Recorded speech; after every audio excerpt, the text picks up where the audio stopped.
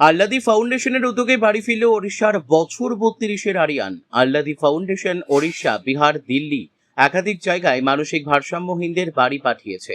এবার ওড়িশার বালেশ্বর লক্ষ্মণ হোনতা গ্রামের এক যুবক পথ ভুল করে 550 কিলোমিটার দূরে হিঙ্গলগঞ্জ রানী বেলা গার্লস হাই স্কুলের নিকট চলে আসে।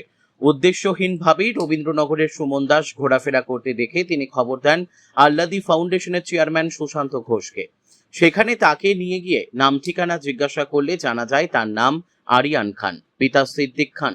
ছেলেটির সঙ্গে কথা বলে তিনি বুঝতে পারেন আরিয়ানের মানসিক সমস্যা আছে। ছেলেটির প্রতিবেশী আবু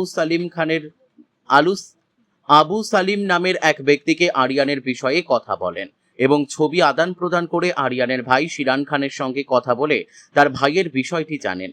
আজ তার শিরান হিঙ্গলগঞ্জে এসে আল্লাদি ফাউন্ডেশনের চেয়ারম্যান সুশান্ত ঘোষকে তিনি ধন্যবাদ জ্ঞাপন করেন এবং উপযুক্ত প্রমাণপত্র দেখিয়ে ভাইকে বাড়ি ফিরিয়ে নিয়ে যান।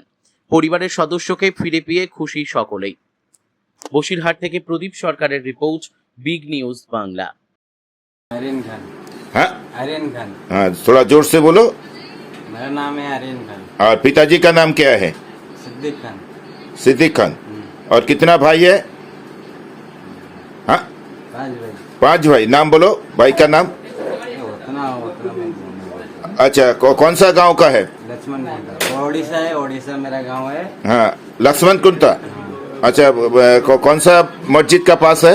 3 मस्जिद है, 3 मस्जिद है। एक बड़ा, कौन सा बड़ा मस्जिद के पास है? एक बड़ा मस्जिद है। हाँ, एक तो कौन सा मस्जिद के पास तुम्हारा घर है? सबसे बड़ा। আমরা আল্লাদি ফাউন্ডেশনের মাধ্যমে এ পর্যন্ত 263 জন ভবঘুরে তাদেরকে উপযুক্ত খাওয়া দাওয়া, শেল্টার দিয়ে, পোশাক দিয়ে তাদের ঠিকানা উদ্ধার করে তাদেরকে বাড়ি পাঠাই। তো গতকাল আমরা পাঠিয়েছি উড়িষ্যার বালেশ্বর জেলার লক্ষ্মণ খুন্তা গ্রামের একজন বাসিন্দা, তার 30 বছর বয়সের এক যুবক, তার নাম হচ্ছে আরিয়ান খান এবং তার বাবার নাম হচ্ছে সিদ্দিক।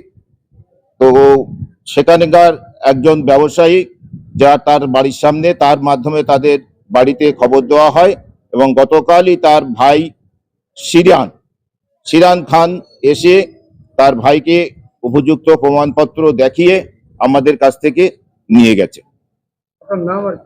আমার নাম সুশান্ত ঘোষ, চেয়ারম্যান আল্লাদি ফাউন্ডেশন।